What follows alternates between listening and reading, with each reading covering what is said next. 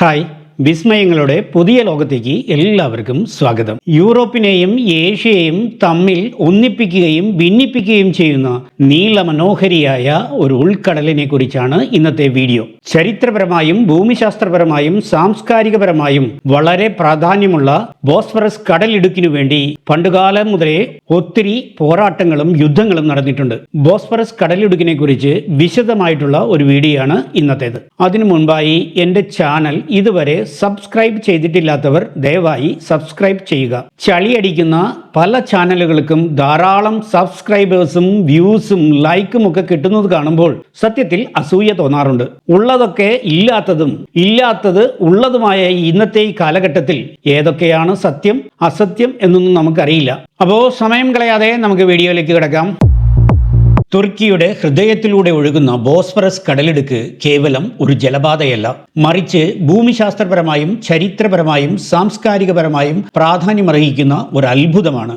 Asian European വൻകരകളെ വേർതിരിക്കുകയും അതേസമയം അവരെ ഒന്നിപ്പിക്കുകയും ചെയ്യുന്ന ഈ പ്രകൃതിദത്തമായ ജലപാത ഇസ്താംബൂളിന്റെ സൗന്ദര്യത്തിന് മാറ്റുകൂട്ടുന്നു. കറുത്ത കടലിനെയും മർമര കടലിനെയും ബന്ധിപ്പിക്കുന്ന ഈ ഇടുങ്ങിയ കടലിടുക്ക് ലോകത്തിലെ ഏറ്റവും തിരക്കേറിയ കപ്പൽ പാതകളിൽ ഒന്നാണ്.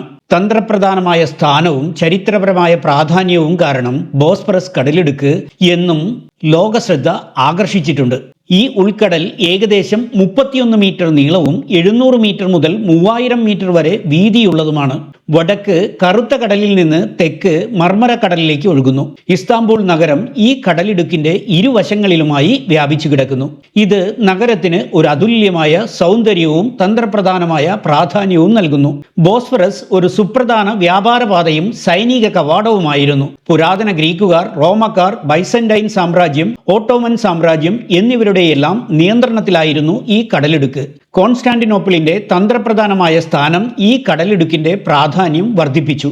ഇന്നും ബോസ്ഫറസ് ഒരു പ്രധാന സാമ്പത്തിക, സൈനിക, സാംസ്കാരിക പാതയായി തുടരുന്നു. റഷ്യ, ഉക്രൈൻ, ജോർജിയ തുടങ്ങിയ കരിങ്കടൽ തീരത്തുള്ള രാജ്യങ്ങൾക്ക് ലോകത്തിലെ മറ്റു ഭാഗങ്ങളുമായി ബന്ധപ്പെടുവാനുള്ള ഏക പ്രകൃതിദത്ത ജലപാതയാണിത്. ചരക്ക് കപ്പലുകൾ, എണ്ണ ടാങ്കറുകൾ, യാത്രാ കപ്പലുകൾ എന്നിവയെല്ലാം ഈ പാതയിലൂടെ നിരന്തരം സഞ്ചരിക്കുന്നു. ഈ കടലിടുക്കിന്റെ നിയന്ത്രണം പല സാമ്രാജ്യങ്ങൾക്കും പ്രധാനമായിരുന്നു. ഇത് നിരവധി യുദ്ധങ്ങൾക്കും പോരാട്ടങ്ങൾക്കും കാരണമായിട്ടുണ്ട്. ബോസ്ഫറസ് അതിന്റെ മനോഹരമായ കാഴ്ചകൾക്കും പ്രശസ്തമാണ്. ചരിത്രപരമായ കൊട്ടാരങ്ങൾ, കോട്ടകൾ, മരവീടുകൾ എന്നിവ കടലിടുക്കിന്റെ ഇരുകരകളിലും കാണാം. ബോസ്ഫറസിലൂടെയുള്ള ബോട്ട് യാത്രകൾ ഇസ്താംബൂളിലെ പ്രധാന വിനോദസഞ്ചാര ആകർഷണങ്ങളിൽ ഒന്നാണ്. ഏഷ്യൻ ഭൂഖണ്ഡത്തെയും യൂറോപ്യൻ ഭൂഖണ്ഡത്തെയും തമ്മിൽ ബന്ധിപ്പിക്കുന്ന ബോസ്ഫറസ് കടലിടുക്കിന് കുറുകെ 3 പ്രധാന പാലങ്ങളാണുള്ളത്. ഇതിലൂടെ നടന്നു വേണമെങ്കിൽ ഇരുവൻകരകളിലേക്കും പോകാം.